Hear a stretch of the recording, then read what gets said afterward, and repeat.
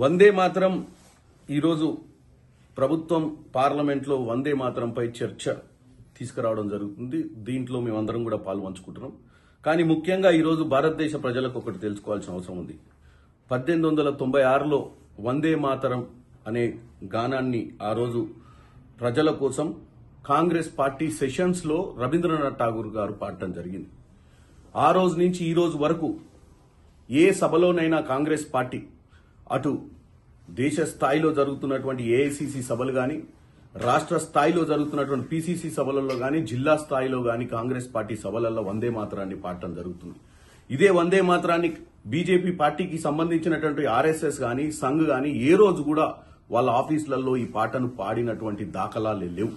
Sudden గా ఈ రోజు బీజేపీ పార్టీ వందే మాతరం గురించి, వందే మాతరం గొప్పతనం గురించి పార్లమెంట్ లో చర్చ ఎందుకు తీసుకురావాలనుకుంటుందంటే, ఆ రోజున్నటువంటి నాయకులు గాంధీ గారిని గాని, నెహ్రూ గారిని గాని, వారి మీద చరిత్రలో వారు చెయ్యని విషయాలను వారి గురించి చెడుగా మాట్లాడి ప్రజలను తప్పుతో పట్టేయాలని చూస్తున్నారు.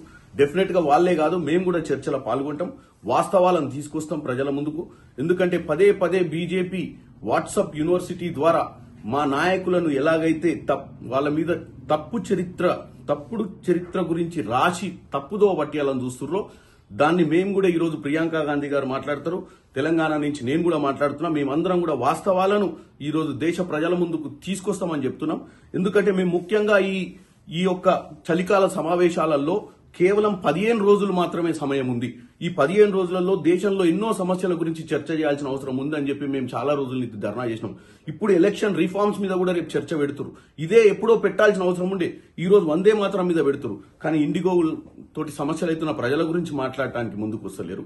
ఢిల్లీలో జరుగుతున్న పొల్యూషన్ గురించి ముందుకు వస్తలేరు.